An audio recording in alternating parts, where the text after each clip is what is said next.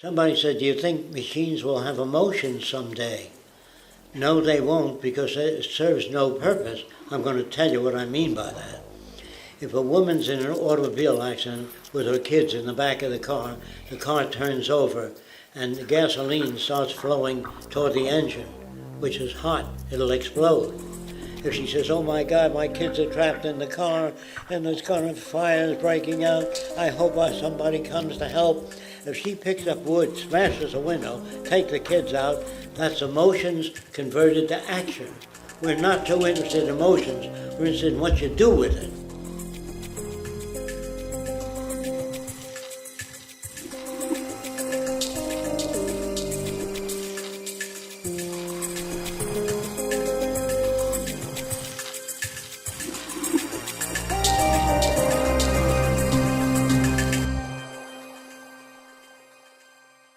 I think I can say this, that most people really don't know how to raise children. I wanted to communicate with my little boy when he was just a few months old.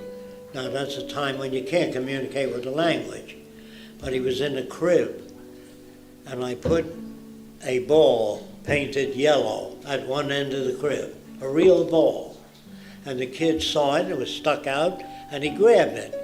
When he grabbed it, lights went on in a circle above the crib. So he let go. He was so amused by it, he let go, then he saw, of course it stopped. He didn't know why it stopped. But after he grabbed the ball 6 times, he knew that ball made the lights go on.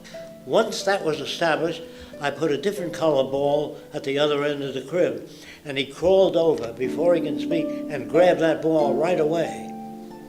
But no lights went on the ceiling. He looked up, but on the wall, lights went up and down this way, see? So he knew that controlled the ceiling lights, this one controlled the wall lights.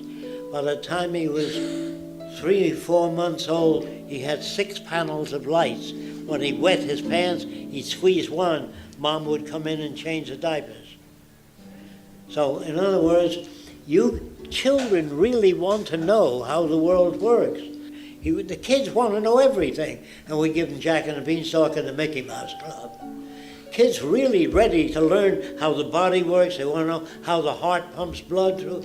Parents don't know those things. So when you say, should we educate our own children? You can't, unless you're educated yourself.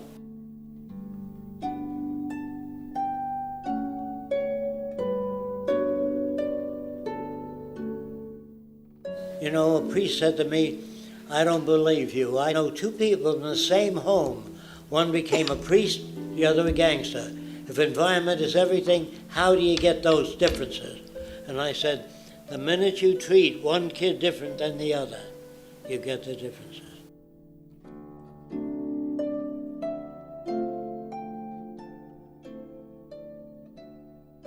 You give kids Cinderella, artificiality, and you tell them to be honest. You always tell children to be honest.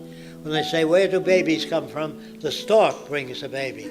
That's a lie. Then you ask the kids, say, Daddy, does Santa Claus climb down every chimney? You say, yes. That's a lie. And so we lie to kids, and then we tell them to be honest. You know, we lie about everything, almost everything. That's the kind of world we live in. It's so full of shit, and there's no bad language. It's just that way. So if you really want a better world, you have to know what makes criminals, what makes artists, what makes great painters. Environment makes a gangster or a priest. I went to a group of psychologists and said, do you believe there is such a thing as human nature?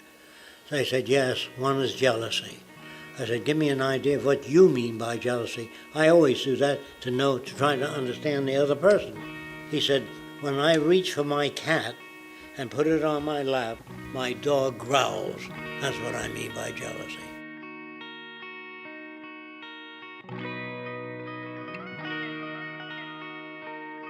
So I said, I'm going to show you some experiments that I've done. I had a dog and a cat. I always had a lot of dogs and cats and raccoons and other animals, and I'm interested in their behavior.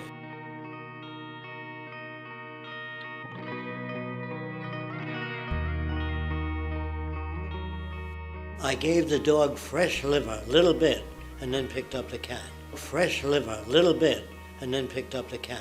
Gave the dog fresh liver and picked up the cat. I did that 20 times. And when I reached for the cat, the dog's tail would wag. So if it were inborn, he would still growl. You know what I mean? If it was conditioned, he wouldn't wag his tail when I picked up the cat.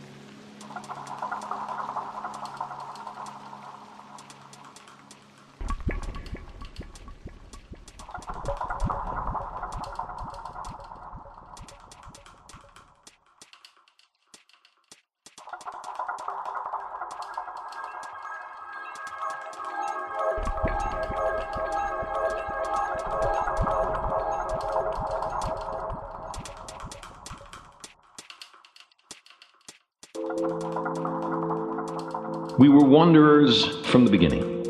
When the fruits or nuts were ripe, we were there. We followed the herds in their annual migrations. We rejoiced in fresh meat. A few of us cooperating accomplished what many of us, each hunting alone, could not.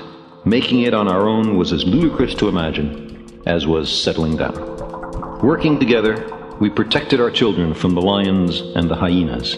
We taught them the skills they would need and the tools.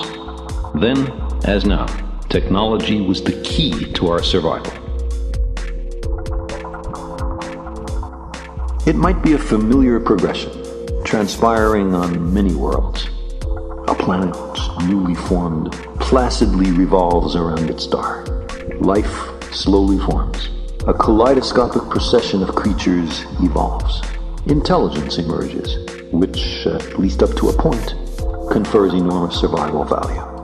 And then, technology is invented.